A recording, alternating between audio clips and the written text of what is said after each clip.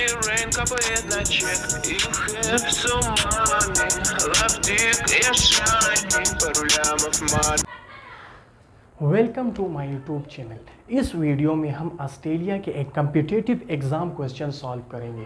Question ये है कि अगर आपके पास एक सर्कल हो और उस सर्कल में 3 इक्वल साइड के यानी 1 यूनिट लेंथ के स्क्वायर हो तो ज़ाहिरी बात है उस स्क्वायर के जो दरमियान वाला जो ट्राइंगल बनेगा वो भी इक्विलेटरल ट्राइंगल बनेगा। क्वेश्चन में ये पूछ रहा है कि आप रेडियस फाइंड करो, इस सर्कल का रेडियस फाइंड करो। तो रेडियस फाइंड करने के लिए हम एक डायमीटर लेते हैं, ऐसा डायमीटर जो इस स्क्वायर को भी डिवाइड करे, दो बराबर हिस्सों में तकसीम करे और इस इक्विलेटरल ट्राइंगल को भी 2 बराबर हिस्सों में तकसीम करे। तो हम एक डायमीटर लेते हैं, ये हमारे पास एक डायमीटर है। तो ये एक ऐसा डायमीटर है जो इस स्क्वायर को भी 2 बराबर हिस्सों में तकसीम करता है और इस इक्विलेटरल ट्राइंगल को भी 2 बराबर हिस्सों में तकसीम करता है। तो हमने ये जो साइड ऑफ स्क्वायर लिया है ये 1 यूनिट लेंथ का है, 1 यूनिट लेंथ का स्क्वायर है। तो ये जो हमारे पास ये जो साइड था मुकम्मल ये 1 यूनिट लेंथ का था, तो ये जब डिवाइड हो जाएगा तो ये हाफ हो जाएगा। इसी तरह हमारे पास जो इक्विलेटरल ट्राइंगल होता है तो उसका जो एंगल होते हैं वो 60 डिग्री का होता है। इक्विलेटरल ट्राइंगल के हर एंगल हमारे पास 60 डिग्री का होता है। अगर हम इस ट्राइंगल के सेंटर से एक बाइसेक्टर ड्रा करें तो ये हमारे पास 30 हो जाएगा और ये भी हमारे पास 30 हो जाएगा। तो अगर आप यहाँ पर देख लो तो यहाँ पर हमारे पास एक ट्राइंगल बनता है, ये वाला एक ट्राइंगल, ये एक राइट एंगल ट्राइंगल है। तो इसमें जो हम परपेंडिकुलर है ये साइड है इसको हम एक्स का नाम देते हैं। तो ये हमारे पास एक राइट एंगल ट्राइंगल है और आपको पता है कि राइट एंगल ट्राइंगल में हम पाइथागोरस थ्योरम और ट्रिग्नोमेट्रिक रेशो यूज़ करते हैं। तो यहाँ पर हम ट्रिग्नोमेट्रिक रेशो यूज़ करेंगे। तो हमें पता है कि टेंजेंट 30 ये बराबर होगा परपेंडिकुलर डिवाइड बाय बेस का। तो हमारे पास जो परपेंडिकुलर है वो है x, जो बेस है वो है 1/2। अब हमें पता है कि टेंजेंट 30 हमारे पास 1 डिवाइड बाय √3 के बराबर है और x और 1 डिवाइड बाय 2 को अपनी जगह पर लिख लिया। इसी तरह ये जो 1 डिवाइड बाय 2 है ये ऊपर जाकर 2 के x के साथ मल्टीप्लाई हो जाएगा, यानी प्रोडक्ट के फॉर्म में x के साथ हम लिख लेंगे।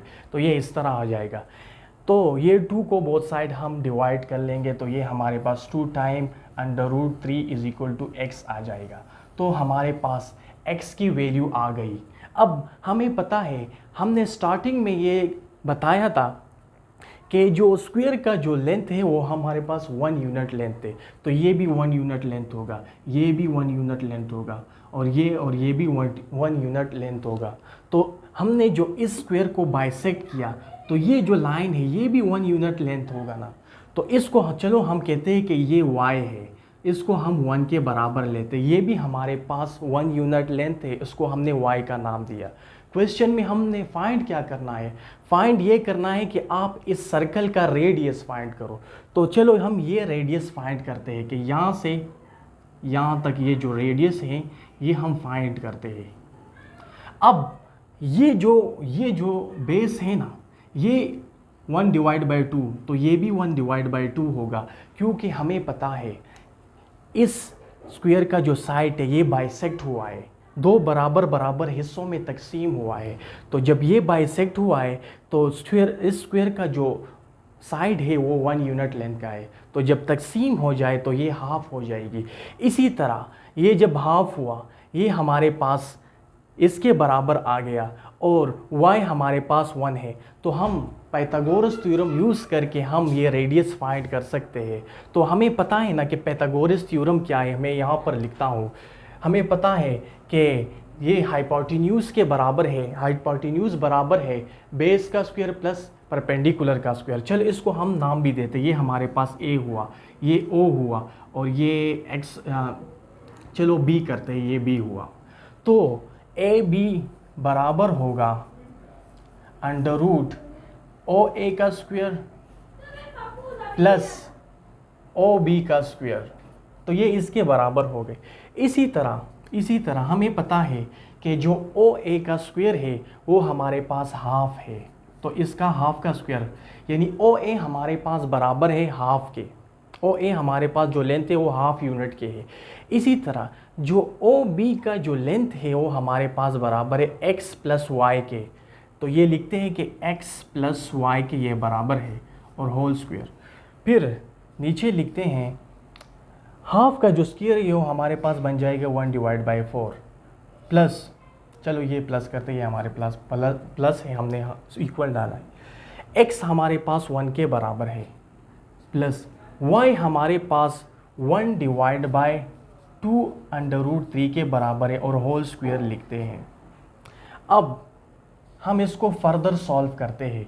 ये हमारे पास 1/4 हुआ, ये इसको हम सॉल्व करते हैं। a + b होल स्क्वायर का फार्मूला आपको याद होगा, जिस तरह a + b होल स्क्वायर हमारे पास बराबर है a² + b² + 2ab। इसी तरह हम इसको भी सिंप्लीफाई करते हैं। ये हमारे पास 1² आ जाएगी, ये हमारे पास 4 × 3 आ जाएगी, ये हमारे पास 1/2 √3 आ जाएगी। इसी तरह तो ये हमारे पास बन जाएगा 1/4 + 1 + 1/12 और ये हमारे पास 1/√3 बन जाएगी।